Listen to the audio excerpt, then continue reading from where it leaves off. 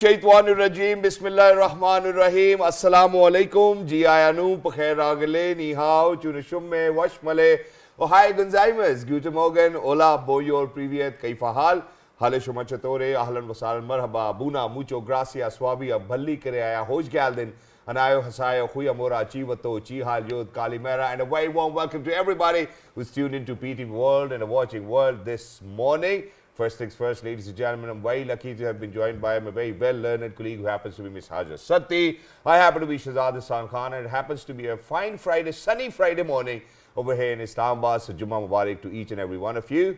Hello Hajar, how are you doing today? Assalamu alaikum. Thank you so much, Jazakallah khair, for introducing me. Since it's Jummah and weather is really nice in Islamabad, right, Shahzad? It's not nice, yaar. It's very sunny. So imagine... You know, I had to wear my glasses today. It's very cold, I mean, and it's not how it used to be, especially in the May, because you can find there are a lot of blooming flowers, and Islamabad is looking at its glory, especially how it is when the spring season strikes. You can find a lot of bougainvilleas and flowers and seasonal flowers there. So I'm really enjoying that weather, right? Yeah, I think it's right, and thank you so much for saying that as well. And we should always be thankful. And you know, on this context, you know, I would certainly want to ask you this as well, because imagine that, you know, we both have been advocates for climate change, right? Yes. And, you know, we have spoken quite a lot even the last summer, and we said that it's all because of climate change, you know, with all the floods and God forbid, you know, all of that destruction which took place over here in Pakistan. Yes. It was miserable. But now, you know, when you see that, okay, you know, it's May already, it's not that hot, you know, and we're moving towards that summer wala weather as well, but you know, I do not really see that sort of heat coming in, you know, and that's something which I am thankful to Allah Almighty in the first place. But how do you think it will be, you know, if we go probably 2 months ahead? Do you think that it's going to be way hotter, and then God forbid, do you think that Pakistan is still vulnerable to such a natural catastrophe? Obviously, Pakistan is vulnerable, and I am not saying that. There are a lot of UN reports that are validating what I am saying. And I was reading this news because in the Southeast Asia and Malaysia and Vietnam, there is a very strong heat wave. So much so that roads have started to melt there. There's so much heat there. And obviously, when such level of the heat comes, it takes time to even enter the South Asia into our region. So I think in the coming days, I want to be optimistic as I want to be, but I think that we are going to have a heat wave, and there's also a warning by the Met Department that we are going to have some urban flooding because there's so much rain out there. But I always love rain, and yesterday we also spoke about how they romanticize rain a lot, and there's so much good feelings attached with the very rainy weather, with the pakoras and samosas, and our appetite is really going good, especially the rainy weather. But before the camera, the light went red, Shahzad was saying to me something about scrolling and something about the literature regarding the Islam. So Shahzad, why don't you take the lead? So ladies and gentlemen, first up, obviously, you know, Allah has actually bestowed us with this wonderful opportunity with which we can actually share our thoughts and messages. And, you know, so it's an everyday struggle for every Muslim to kind of make sure that, you know, Allah is razi with us, right? That's true. So for that, obviously, you pray 5 times a day, alhamdulillah, you make sure that you're obedient to your parents, you're good to the people over here. But while you're scrolling, and, you know, I'm glad that, you know, we have these cell phones, because I believe that on the day of judgment, these cell phones will be brought in front of us. All our devices are going to come in front of us. So what I do is that there's a dedicated time for me when I'm going to, you know, listen to Quran recitation, and then the tarjuma as well, you know, and translation, and then ahadith, you know. So what happens is that, you know, okay, if it's night time, it's my leisure time, and I want to go to bed, you know, I would certainly want to see some sort of comedy, and all of a sudden I'll see those videos popping up, because, you know, that's what I watch most of the time. And then so what I do is that, you know, if I scroll up, ladies and gentlemen, what's going to happen is that I'm going to kind of go back to that video, and it actually does not feel right. You know, I'm like, okay, now I have to listen to it, because, you know, for example, if it's a hadith, you know, so Prophet Muhammad sallallahu alaihi wasallam, he lives in our hearts as well. And so it's really an issue for me. What do you have to suggest on this? Yes, thank you so much for saying that, obviously. And I came across this ayat in Quran, and I cannot reproduce the exact words, but the philosophy behind that words is that whenever we are reading Quran, or whenever we are listening to the words of God, so Allah subhanahu wa ta'ala instructs us to grab the entirety of the message. So you do not need to, I mean, go through the message, the verses, and you're not understanding the entirety of the message, because Allah says ke kahin tum na ना थक जाओ क्योंकि अल्लाह की बातें करते करते, क्योंकि अल्लाह नहीं थकता, right? So you need to absorb the entirety of the message, and when you feel that because you're not feeling fresh all the time, right? When you're feeling that okay, I can't grasp the entirety of this message, or I really don't want to go for it, so don't go for it, right? But when you go for it, make sure that you invest your 100% into absorbing that message, because those are the words of Allah subhanahu wa ta'ala. So yes, Allah subhanahu wa ta'ala has given you that, right? And Islam, we always say, is the religion of moderation, right?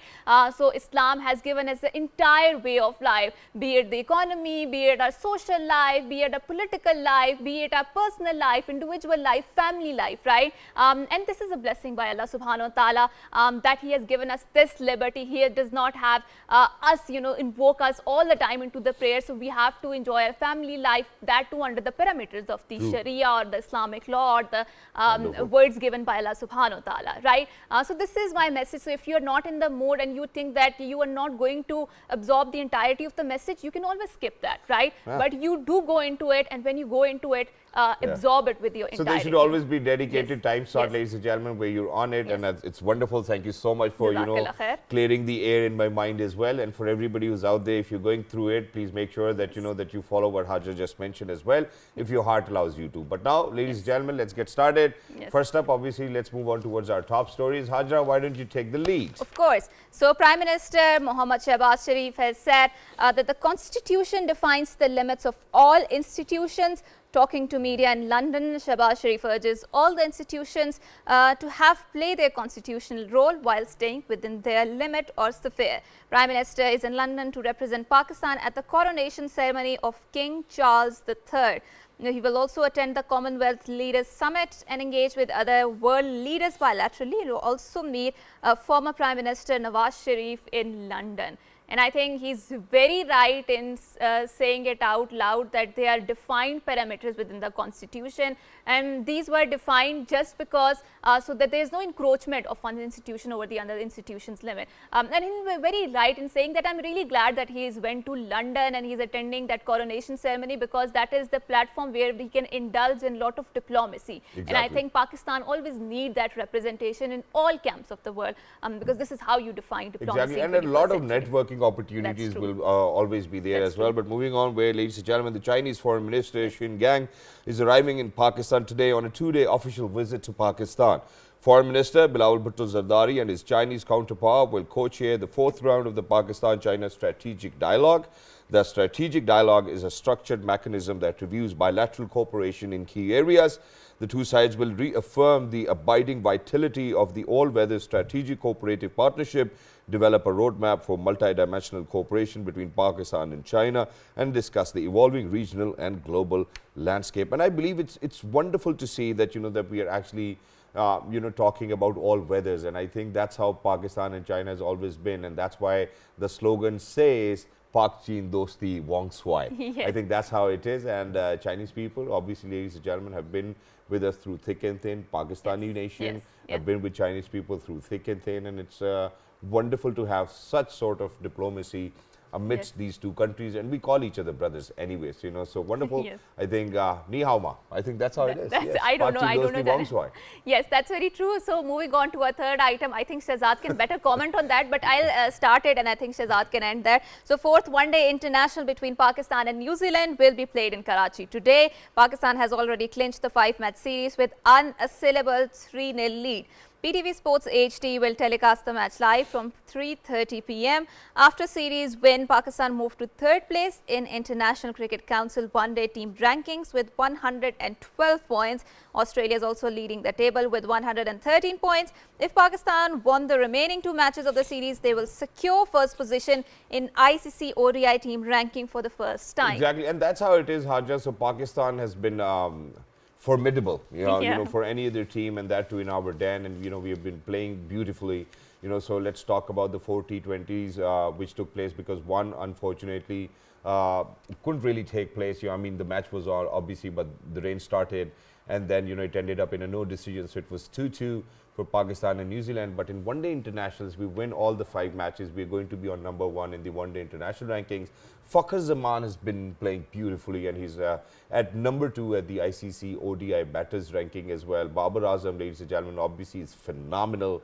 I think that the team has been doing so well that all the critics are not just saying anything on Twitter. And that's exactly what I tweeted yesterday, and I'm going to read it out to people who are out there as well. And a lot of people came out with different remarks, and I would want you people to kind of comment on this as well. So I wrote that, ladies and gentlemen, after such a formidable performance of Pakistan's cricket, I don't see anybody saying anything. And then there were people, so to be more precise, not a lot of people commenting on Pakistan cricket's top-notch performances in the recent series. Congratulations, Team Green and the real PCB. And then somebody from our neighboring country came in and said that, oh, you know what, you're not playing against a full-strength team. And I think these are the remarks for people who certainly cannot absorb defeat, and that's how it is. And I've seen a lot of people who used to criticize Pakistani team and our players. And thank you so much, Team Green, that you've actually made their mouth shut. Thank you so much. Obviously, Shahzad, you will see that there is always some political point scoring coming from a neighboring country, because I was watching the news that they are going to have this 5-match series or 5-nation series, something like that, and they're going to exclude Pakistan, which is really, really awful, because politics does not have to seep into this sporting events, right, Shahzad, in the first place. And Pakistan is also holding this World Cup, which is coming in the October, right? Sure, yeah. And we also see that there's a lot of politics going on, because the neighboring team says that we are not going to come here. I really don't know what is the reason behind it, because it's just this point scoring, and it's just this very fascist ideology that has taken hold of their team in the sports too, which is unfortunate. So it's not like that. So imagine that one-day international World Cup will be taking place in India, and then we will be hosting Asia Cup, and then the argument is that that India is not going to come over here for the cup, and then Pakistan might not even go. Yes. And I think all of these things should actually be separated from politics, and people should do what they are paid to do. You're paid to play. Just make sure that you play wherever it may probably be, and the rest we look after. Alhamdulillah, Australia has been here, New Zealand's been here, England has been here, West Indies has been here, South Africa has been here, Sri Lanka, Bangladesh, Afghanistan, all the teams. So India, I think it's time for you to open your eyes and make sure that we move ahead with soft diplomacy. All right, but now. Yes, that's true. So today is 5th of May.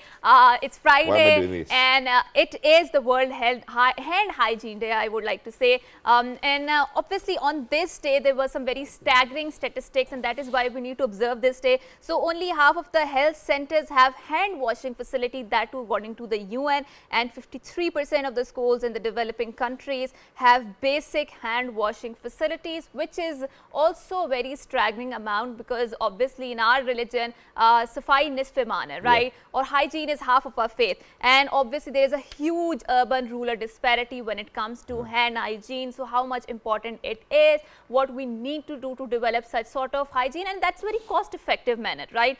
This is something that we can wash with a soap, right? Or if you do not have the soap available, what can be done in order to avert all of those germs that can attack us through the outside. Exactly. And Haja, in addition to that, when we say that it's cost effective, there's multiple facet approach to it, and that is that imagine, so people, when they're going to wash their hands, they're not going to fall ill, right? That's true. So imagine there will be lesser cost on to the healthcare sector as well, and that's where we say that that we're going to save a lot of cost. But ladies and gentlemen, this year the theme happens to be accelerate action together, save lives, clean your hands. And believe me, just by washing your hands, ladies and gentlemen, मैं ये बाद में उर्दू में भी कहूँगा, just by washing your hands, you are saving yourself from a lot of illnesses and diseases. Once again, ख़वातीन और हज़रात, आज आलमी दिन है हाथ धोने का, और हाथ धोने से आप काफ़ी कॉस्ट बचाते हैं। वो किस तरह से कि आप खुद बीमार नहीं होते, तो एक तो सबसे पहले ये कॉस्ट बचती है, और फिर जो इतना बड़ा मजमा खुदा न ख्वास्ता अगर बीमार हो जाता है, मेरे ख्याल है कोविड में भी हमें हाथ धोना ही सिखाया कि किस तरह से हाथों को एक्चुअली हमने धोना है. तो please make sure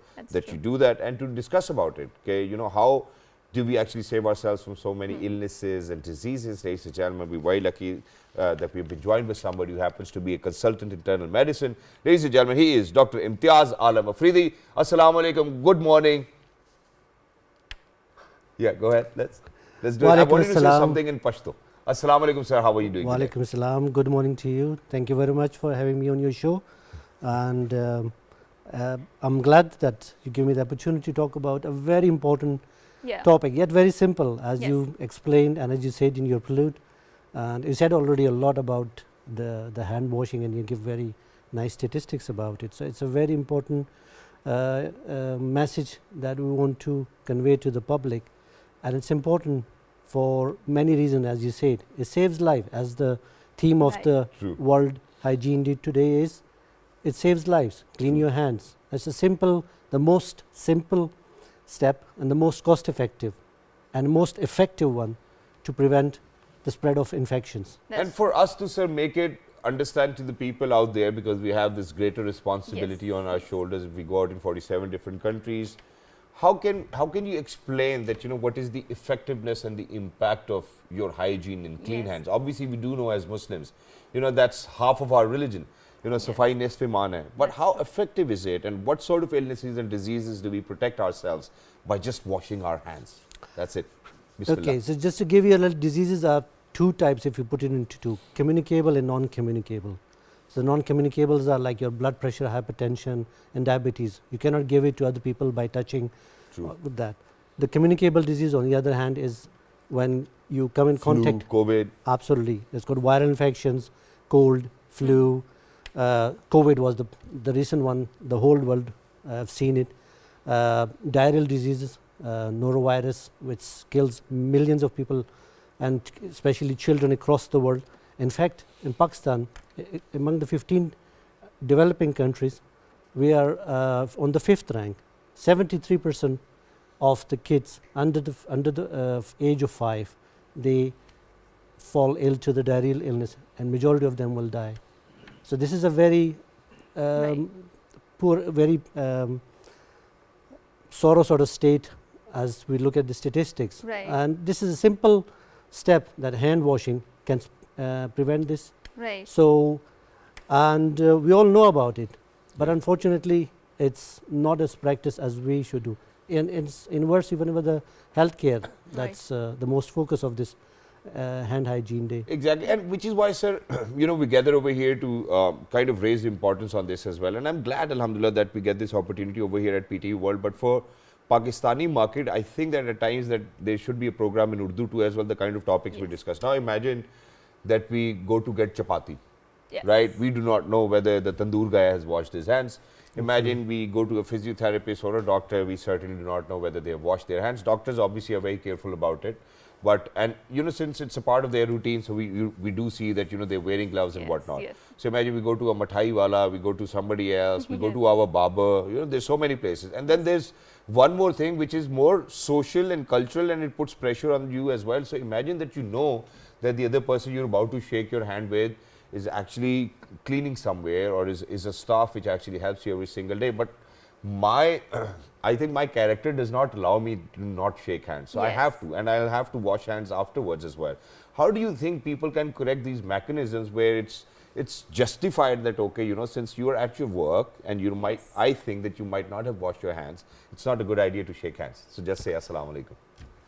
Yeah, I think shaking hands is just mere culturally. It's not That's- religiously. that's Religiously, what we say is assalamu alaikum. Yeah. Yes. And COVID have shown us that it did demonstrate, That's and we practice it. We start doing this, putting your hand on your heart like this. Say this is another gesture of it, as good as That's shaking hands. So बाहर So- के मुल्कों में वो जरा गालों पे रुखसारों पे आपके Yeah, पोस्टर भी दे देते हैं। that's a kind of thing. I think they stopped doing that as well. It's a cultural thing, very difficult to well, it will take some time to Yeah. change the people, Mindset. the cultural norms. Yeah. But I think the more we educate people, the more the understanding about that will help us in the long term. Yeah, shaking hands definitely is the biggest source of it, because you don't know somebody Transmission, sneezed yeah. it and just Yeah. wipe his nose with a hand or Oh, something, yeah. and you just so that's there you got cold, flu, and all the viruses is Everything. there. That's true. So yeah, that's a very important thing. But- And of course, as you mentioned about the 80% of the diarrheal disease is because of the foodborne disease, True. and majority of them is because of the touch. It's transmitted to others by the touch. So this is how it is happen, and we all have seen it. If we eat outside, the standard of hygiene True. invariably, most of the time, I end up having some tummy problem. Right, but Dr. Saab, we've seen especially in the very vulnerable communities or marginal communities, especially the kids who are scavenging through all of this waste or dustbin, or they're picking up that waste and all of that raddi ka mal from the dustbin. How vulnerable those kids are to such sort of bacteria which is festering in all of those dirt. And yes, our religion preaches us to practice the hygiene, but unfortunately we have forgotten to incorporate that habits into our cultural or social modes, right? So number one, how vulnerable they are, what can be done to avert all of that vulnerability, and how can we educate them in the first place that you need to wash your hands and you need to be more clean, because obviously they are dealing with the bacteria and all of that, the dust or whatever you call it. People feel offended when you tell Yes. them, hey, you know what, please can you just wash your hands before handing me the towel or something else, or a chapati, and it gets just difficult for you. That's true. Yeah, no, I know this is it's all about education and awareness. The more people get aware and educate about it, then it will change it. But we will nonetheless, this is what the theme of the World Hygiene Day, action together. So we need to accelerate the action together. So the societies has to come, the civil societies, all the health organizations, they all to come together to send out this message. And especially for the healthcare workers, and as you said, for those marginalized boys, we can do some public display of information as to you need to wash your hands. So more information. We can put out some gels, alcohol gels out there, so they can even at least wipe their hands with that if they cannot wash in water. Availability of soap and water, which is you would be surprised, 2.3 billion people in the world, they don't have an access to water and soap. Yes, yes. So that's a very staggering statistics to look at that. Yes. So availability of that, awareness, education, that will help to, as you said, those especially those marginalized ones. Right. And if we could do this, then we'll be able And to. since we are talking about those marginalized communities as well, and how they might not even have access to clean drinking waters, Absolutely. so it's really hard for them to kind of clean their hands as Clean well. their hands, yeah. But there's this other mindset over here. There's another side to the picture, and that is, yaar, iski immunity dekho kitni set hai. All of that. Yeah, I don't know, because it's not research based, and it's not a part of our database where we could actually kind of figure out, God forbid, what sort of illnesses they're going through. And how majority of the people I see on the roads who come across, they've been telling me that they unfortunately have HIV as well, and such sort of other illnesses. But imagine, do you think that this phenomena is correct, that that you really need to be hard on it? It's perfectly all right if you do not get water, just eat it the way you get it, things like that. I usually say to these people, it's not just about you, it's about others. True. Your hands can be a killer, your hand can be a saver. True. So you may say you're young and strong, your immunity is good. But what about the children, the young ones whose immunities are not the extreme of the ages, the elderly people with the chronic diseases, with the transplant, cancer, all these people, they are very vulnerable. So if you get the germs, it may not affect you. Your immunity may be strong as you perceive or you think about it. Yes. And most of it is right. Yeah, your body will be able to fight it. Common infections, they usually do. But what about if you pass it on to your elderly, That's what loved happened at in home, COVID too. Yes. and they are vulnerable. They can easily get infection. Simple flu, they can get pneumonia, and elderly can easily take them down and True. kill them. Unfortunately. People are killed. Diarrhea, dysentery, cholera. How does it spread? The same way. So it's this about is my immunity is strong. I need to worry about it. That's the thing is I usually that's what I'm saying to you. Your hands can be a saver or a killer. So you want to be a killer or want to be a saver? Exactly, and we certainly do not want people to be ignorant of this fact as well. And imagine that I think during COVID, this is something that we all learned, that that we really need to keep ourselves away from our elderly as well. Yes. Because God forbid, if it's because of you that they have been infected with the bacteria, and unfortunately, if they're no more in this world, you cannot forgive yourself, and this is not something, and it just happened because of you being careless. That's one thing. But now, sir, let's come down to people who are healthcare providers. Obviously, when you go to a private hospital or a public hospital, there is this trend. You do see a lot of doctors sanitizing and whatnot, and it's great. But at times, when you do not have an eye on them, they certainly might even miss it, because I happen to have a Yes. wonderful nephew. He's a dentist back in the UK, and he used to tell me that I have seen a lot of students who might not even sterilize their equipment and then use the same one in somebody else's mouth, which can cause hepatitis, God. can cause any other sort of illnesses as well. How do you think that the healthcare system really needs to devise a mechanism with which they know that everybody who's out there attending a patient has got clean hands? Absolutely. I think this is what the team of is it Yes. working all together, and I think the main focus one was on the healthcare. Yes. So it's your right and it's a respect to have a clean environment at the point of care. This is what the WHO says, Yes. and this is what we are aiming to achieve that. Unfortunately, as you said in your statistics, Yes. we are very short of that mark, and That's true. there's a long way to go. We need to improve on that one. I don't know, it's by human nature we don't like washing hands, but it's something that's very, very important. As you said, I mean, using non-sterilized or equipment, that's Yes. criminal, that's True. negligence, Yes. that cannot be justified or anything. Right. But it's very, very important. A lot of the health facilities, unfortunately, don't have the proper facilities for, as we said, the water and soap facilities, Yes. washing. Yes. It has to be available, readily available in almost in every clinic. There should be one there. Right. There should be hand sanitizers. Right. There be there will be displays on their walls about the education. Yep. Right. Even in a Western, like a UK country, Right. there was an infection control team. Right. They actually enforced us. Right. They were like us, like spies. Yes, yeah, they were hounding us, and they were just like, we were Hard very though, scared of watching them. Yeah, That infection control team. and They will come and I then think check. we developed Have you done really, this? So yes, you have to Yes. put some sort of informant, Force, some yeah. checks on that. Yeah. Right. So, Dr. Saab, I was going through Shahzad actually very, research which was very eye-opening, and that too on the news, which said that we have developed this new habit. Mostly people take their mobiles to the washroom, and it says that that's very dangerous because that by bacteria it manifests on your mobile screen, and it's very hard to kill, and that is also transmitted through your hands, right? Of course. So, as a doctor, what sort of changes do you recommend? Do you feel that's very dangerous taking your mobile to your washroom, because obviously we are so glued and hooked to our mobile all the time So that बगैर दिल ही नहीं लगता. exactly even to a very space That's like true. washroom. I mean, we are all guilty of that, and Yeah. we know that. Yes. That's a common observation. We all do that. But yeah, it's true. I mean, this is what we come out. But again, it's if you're washing your hands,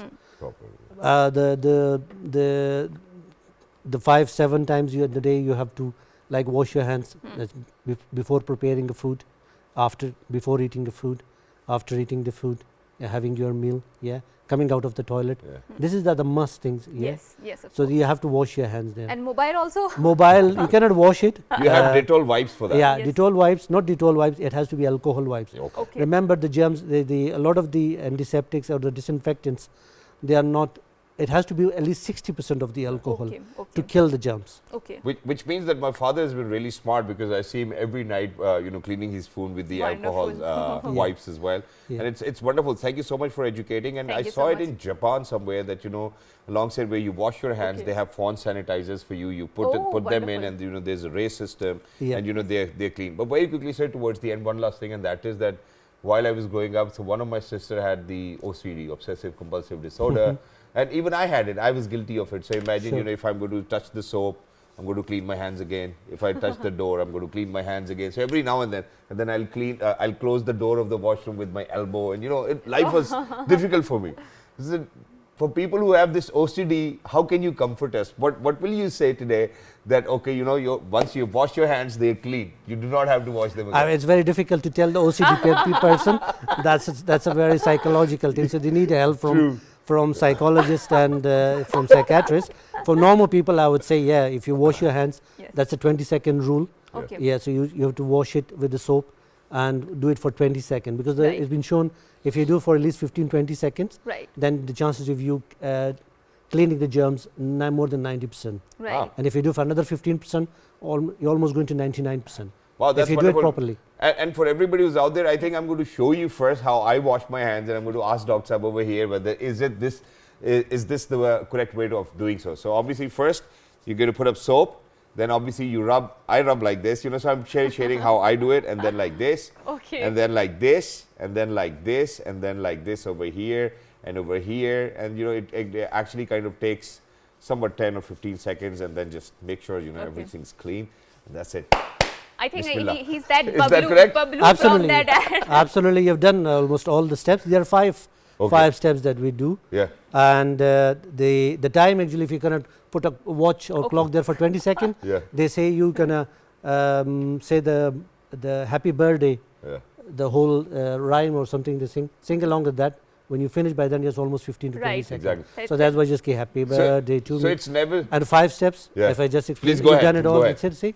So front of the hand, Yeah. your palm. Yeah. Right. Yeah. After that, back of the hand. Yeah. Yeah. You've done that. Cupping of the fingers Okay. like this. Yeah. Right. Yep. Your palm Yeah. Right. and then your thumb. Yeah. That's it. That's it. Thank you so much, So Dr. these Saab, are the because I thi- I this think you means need that to add sabun some- slow nahi hai, aapne 20 second haath dhone hain. And there's one thing again. Simple soap and water is the best. There's bacterial soaps, Yeah. the antibacterial soaps. Right. And FDA in 2016 banned a lot of those soaps because of they are not any better than providing you the hygiene, but they will have other ingredients will be harmful for you. So Alright. simple soap and water, that's more than enough. And if you So do no it for other- 20 seconds proper, that's it. So no fancy soaps, No fancy soaps. Okay. amazing moisturizing soaps and whatnot. You know, just I- a sabun, ladies and I gentlemen, just your use hands in just water. a sabun, so I think we need to incorporate also the Islamic teachings into a life which is unfortunately vanishing away. But thank you so much, Dr. Saab, for coming here and for enlightening us on this World Hand Hygiene Day about the importance of hand hygiene, and you can avoid a lot of catastrophic healthcare diseases in your life, but just mere washing your hands, right? So with that, we'll go on a short break, and after that, we come back and we have dedicated this segment to our physical health. So we are going to talk about what does our physical health mean. So we're just going to head out towards a short break. Let me go wash my hands and come back quickly. Good morning.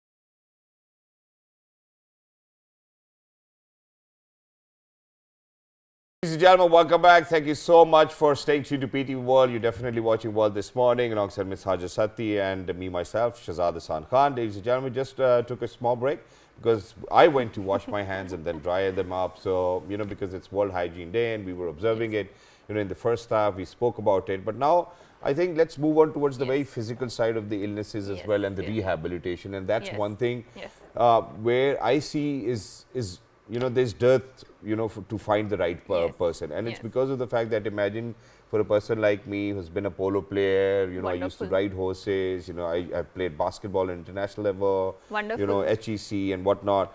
So the problem was that, you know, I was never able to figure out that, you know, that who is that one person I need to go to for my sports injuries.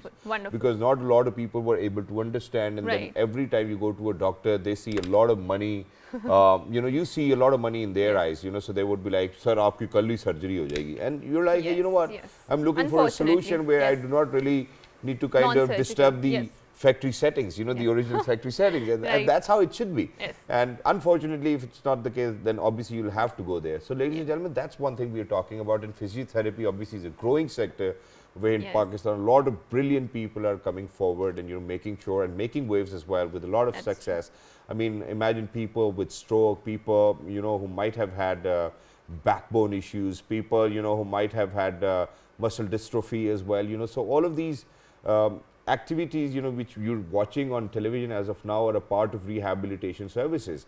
I mean, people having knee joint pains and, you know, neck pains and whatnot. And we see these videos on the internet, ladies and gentlemen, where, you know, people get themselves, you know, they go to an expert who actually cracks their back. And, you know, you see those loud krake nikalte hain jisme.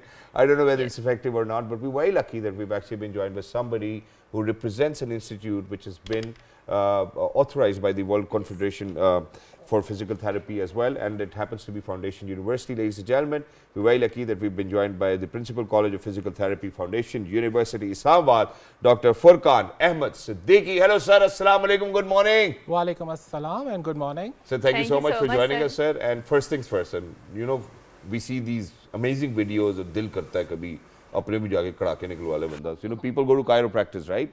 So do you think it's a brilliant idea to get it done? I think it's always a brilliant idea to go some expert professional. Thank you. Right. Because chiropractic is a separate field. It's originated from physical therapy basically, Yeah. and it's based on manipulation. Okay. And even some orthopedic surgeons are doing it under anesthesia, which is manipulation. Manipulation is a part of physical therapy. Okay. But physical therapy based on exercise and some modalities and posture care and would not many things. The chiropractic, even in developing countries, they are separate degree, 5 years doctor of chiropractic, doctor of osteopathy. These fields are originated from physiotherapy, but this is not physiotherapy. All right. Shehzad, since I have scoliosis and I also go to physiotherapy, and I have to adjust my lifestyle changes. So, for example, I have to sit straight, and doctor asked me to desist from driving for a very long time. But do you think our lifestyle changes, especially we are glued to a computer or mobile screens, and our posture is not right, and the element of mobility has reduced a lot in our lifestyle. Exactly. So, we are moving in our cars, we are not walking enough. Do you think these sort of changes are responsible for a lot of physiotherapy problems that are arising in the world? You are absolutely right. Basically, physiotherapy means that we don't have to treat only pain. It is a holistic approach. And we talk about holistic approach, it is complete person. It's posture, daily living activities, its job, posture of sitting, posture of lifting weight, even driving.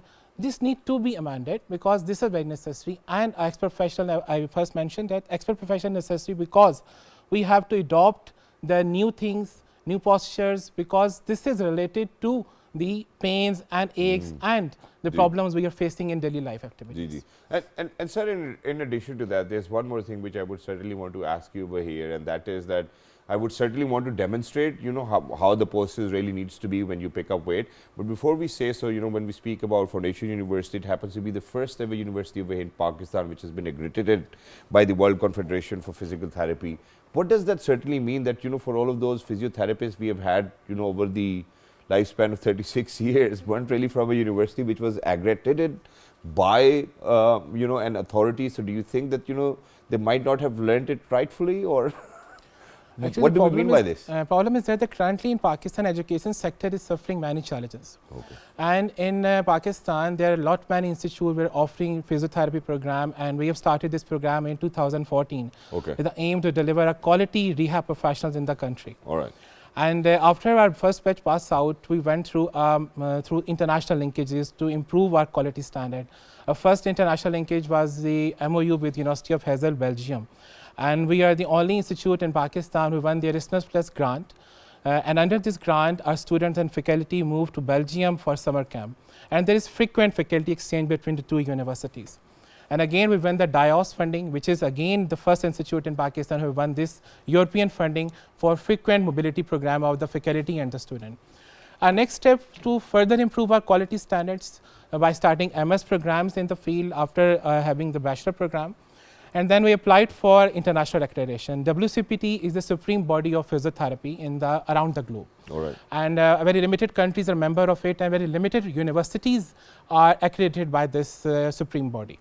We applied in 2019, and unfortunately their visit was postponed due to COVID pandemic. Right. They visited us in 2022, and after a series of massive challenges they have given massive challenges to establish our institute, to rule out our learning objectives, to rule out our clinical setting.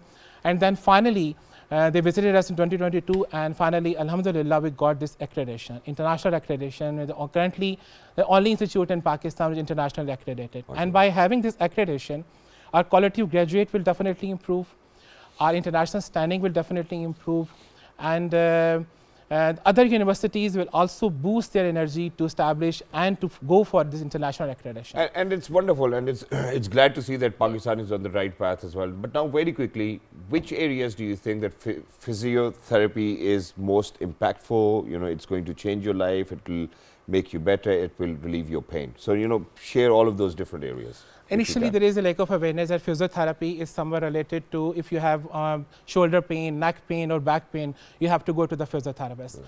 But physiotherapy has a very vast, broad spectrum of scope, like neurological physical therapy, in which we are seeing stroke patients and other age-related problems, geriatric physical therapy, cardiopulmonary physical therapy, and fitness and sports, gynae rehab, burn management. It's a vast scope. Yeah. But currently, the use to the patient are related to the musculoskeletal disorder only. No. Nice. This is one of the aspect of physical therapy. Physiotherapy is a broad spectrum. If you have any posture-related problem, you are having back pain, neck pain, shoulder pain, stroke, and sports-related injuries. And you already mentioned that you are being a player and then you are having some problems. But to find out the right person and the skillful person is important. Right. Physiotherapy is a broad spectrum and role in each and every discipline of medical sciences. Right. Dr. Saab, we see in our society, so there are a lot of places which offer you home administered massages, right? And that is linked to our cultural habits, where people say that they claim that it has been passed down from generation to generation, and obviously because it's a more cost effective manner, so a lot of people who have these pains, they flock to those centers, right? Yeah, exactly. Do you feel that it's always a good idea to go there, or in which cases it can be extremely counterproductive? In my opinion, this is extremely not at all counterproductive. No, it is because we're paying every time there's somebody for a session, right? And if it's not helping us, it's counterproductive. We are entering into the era No, I'm in talking which about the home administered home massages. administration Yes, massage, yes. I'm talking about it. We are entering into the era in which internationally there is PhD in massage therapy. Wonderful. Okay. This is a separate field, And not you've done related it? to physical therapy. No, Yes. I have not done a PhD in massage therapy. I've done PhD in rehabilitation Yes. sciences. But do you think they have done the PhDs, the people who are administering, especially in our Gali No, Mohallas? these are, I Yes, think these the are the quacks, quackery, yes, basically quacks. And in some cases, you can have a time being relieved with massage. Okay. It is time being relieved. Yeah. Basically, this is not working on your natural phenomena, natural healing. Natural healing is somewhat related to exercise. Okay. If someone going to give you a simple massage, it's going to end or damage your nerve endings. Okay. Okay. So especially in stroke patient, there is a myth that go for massage with olive oil. No, it's not happening. In Right. current scenario, with evidence-based practice, only the exercise, active assisted exercises also help you. No massage. All right. And sir, in addition to that, there's one thing which I wanted to ask you, so that people out there can actually decide for themselves, because in Yes, physiotherapy, there's no mechanism with which you can check whether you're getting better or not. Yes. And unfortunately, that pain which has been with you for a longer period of time while you're getting physiotherapy, and though that current voltage is going up, you might not even feel that, and you might feel relaxed. But as soon as it's done, you feel the pain surge again. So now I think what I would want people to kind of judge or decide for themselves is that how do they kind of make sure that, that whatever sort of therapy they are getting in under the umbrella of physiotherapy or physical therapy, that they should be able to decide for themselves whether I want this therapist coming back home again or not. Because imagine that, for myself, I ended up having a backbone surgery, and, I was going to a physiotherapist for 3 long years, and he kept on saying good things to me and whatnot. Same happened with my father. I kept on taking him to physiotherapy, and the doctor kept on saying what he wanted to say. And, it's more like a business and dukandari, Exactly. It's like a shopkeeper sort of stuff over there. Commercialized. So how would you want us to understand that, okay, if there's somebody who happens to or claims themselves to be a physiotherapist, that we are able to judge whether he's a good one or not? And then what is the time to let go of that physiotherapist? Basically, the problem is that every healthcare professional in Pakistan, as you mentioned, that medical profession has now become a mafia. And every healthcare professional thinks that he is my patient, he should not go anywhere. This is a misconception of a healthcare professional, whether he is a physiotherapist, whether he is a doctor, he is a neurophysician, neurosurgeon. Basically, physiotherapy works in a multidisciplinary team approach. They have to work closely with physiatrists, with rheumatologists, with orthopedic surgeons, with neurosurgeon, with neurophysician, because it's a team who works for the patient. And now this concept is coming in Pakistan.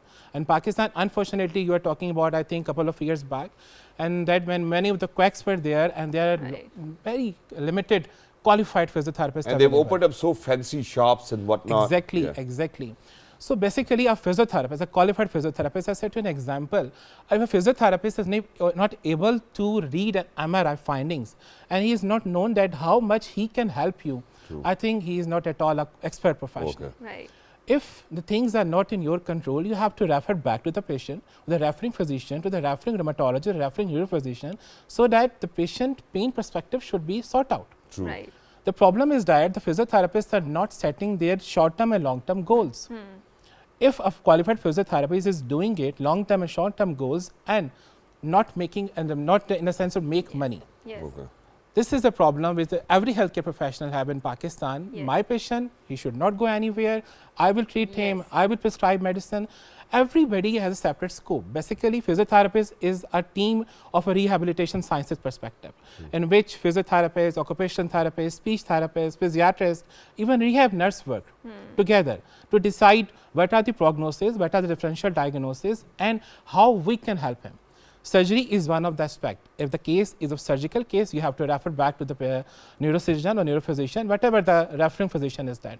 But if your control, if you are able to do it with the posture care, with the ADL modification, it's your duty, you have to do it. That's very true. Thank you so much, Dr. Saab, for elaborating it. And I think the concept of the pain is very romanticized in our culture, because it is always equated with the tolerance and it will induce more patience. But especially in the physical aspects of your life, I would always recommend that whenever you're feeling in a small pain, you need to go to the doctor, because prevention is always better than cure, right? No, but please make sure that you take a day or two as well, and very quickly, towards the end, what I promised, I wanted to show them as well, so I just have to take off my cable over here, so I'm just leaving my producer all alone. I wanted to take it off, because I think that the most common mistake that people are making, I think what I'm going to show you is, for example, if it's weight. So what we do is that we normally, when we go down, we just bend our backs and just pick it up, and that's not fine, and that's how most of the time you get backaches. I think that the best solution is to that when you go down, you sit like this. I mean, obviously I'm wearing shalwar kameez, I might not be able to do it. And then you sit, you stand up on your legs, not on your back. So it's just like a deadlift, so you go back and you pick it up. So every single day when you're going to do it like this, ladies and gentlemen, you're going to hurt your back. Make sure that you keep your posture right as well. And with that, we'll say Allah Hafiz until next time. It's a goodbye and good morning. Good morning.